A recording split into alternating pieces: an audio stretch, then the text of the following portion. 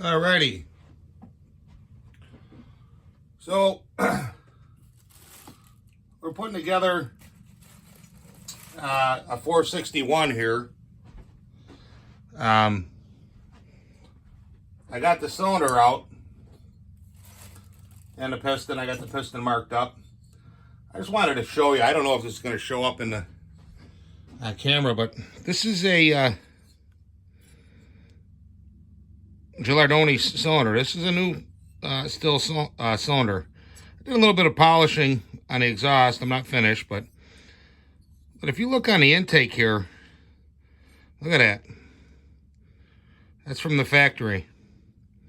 Looks kind of rough there. Bottom don't look bad, but you see that up in there? Right in here. It's not going to affect anything, but I'm surprised that the QC isn't as good. I did a little work on the transfer here. I blended this in. Little work up in here. Not much. I'm not going to do a whole heck of a lot of grinding on this. But what I wanted to show you is here's a mandrel. It's not for this saw. You know, this is obviously too small. This is for, I think, 261, but pretty much how I do it. I'll turn this end here, machine it. This will be sitting in the lathe here. This will be chucked up. Turn this, flip it around, make sure your jaws are clean. Take this and radius this, and then set your jaws in there. Put a center in here, and then make your cuts. Okay, and that'll ensure that this thing is running dead nuts true. And then if you take it out, you can put it back in and tap it in and get it pretty darn close as you can. So I do, on occasion, use a mandrel. But on this particular saw, I'm not going to do that. And what I'm going to do is, if needed, this is the stock base gasket. Okay, I think this is about 20 thousandths. And this guy over here in Pennsylvania, Duke's South Salvage. I'm not that far away. I mean, I ordered these parts, I think, Saturday, and they came here today, which is usually par for the course. But instead of using this gasket here, I got this 6 thousandths gasket. So this is actually 13, 14 thousandths thinner than this. This will drop the whole cylinder down that much. And to be honest with you, this gasket cost me $2, okay? By the time I take a piece of stock, pay for the stock, cut it, all the other happy horse shit, is it really worth it? When you can get a gasket for $2 and do the same thing? Plus, if you're not skilled machinist or whatever, and for whatever reason, you know, you cut this thing on an angle or whatever, you know, you could introduce some error to this and you can cause problems. What I'm going to do is do some mods to the piston. I got the piston laid out here. I'm going to modify the intake side by taking off a certain amount. I got to measure it to get my numbers. I think I'm around 30 thousandths. I'm going to put it together and try it with the stock base gasket.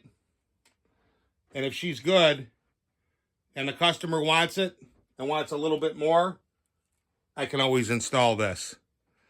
You get that little bit of extra, I don't know, 0.3, 0.4, maybe a half a horsepower. But we got to see how it runs. But what I do want to point out on this 461, and there's a couple other saws that feature this little doohickey in here. I'll have to take you out of the holder here. And what you have here is let me get the light on it. You see this piece right here?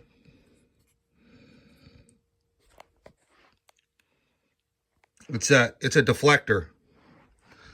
Maybe you can see it through there. Yeah, see it? That's it right there. Okay? If you try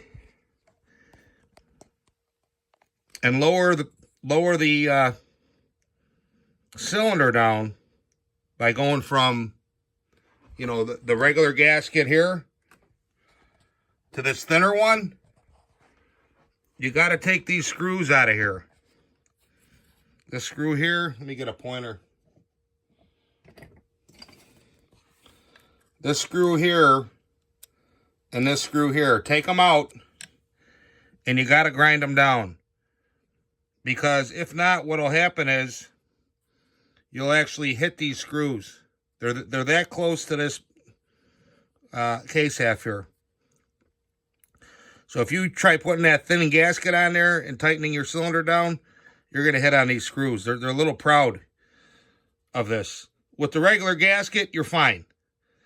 But if I go to that 6,000th gasket that I got from the Duke for $2, I'm going to have to pull them out and grind them. So that's where I'm at right now. I'm just doing a little more piston work. I got to get a circlip from the dealer. I pulled the old one out. I have it, but I don't reuse them. I just put a new one in. It's not worth taking a chance on a new build. It's just not worth it. I mean, you'd probably be all right in a pinch, but that's just standard practice. I always replace them. So, alrighty. Hopefully I can get that circlip and then get this back together and run it. And we'll let the customer try it out. I'm pretty sure he'll be happy with the way it is, but we always have the option to get a little bit more. And like I said, I mean, for $2, why go through all this? It's, I suppose, you can make the argument, well, hey, once you make it once, you can reuse it. But still, the setup time versus using this here. So, that's just my 2 cents. Now, why I'm not just going to put this in here to begin with, when I do my piston mod, I got to remeasure everything.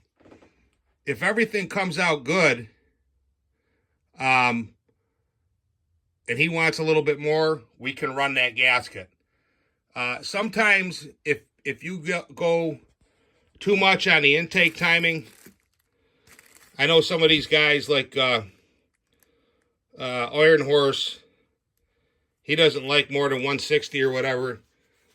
And I know what he's saying. If you get too far, you kind of get the timing such that you got like a lazier bottom end. But there's a trade-off there.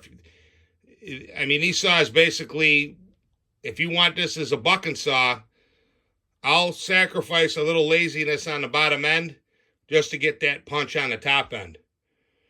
And one other thing I'm working on these cylinders, and I've got a prototype, is a variable exhaust where we can change the height of this exhaust on the fly with a servo motor. I'm not going to show that, but you'll see it on the saw when it's ready to work. Okay, take care, kids.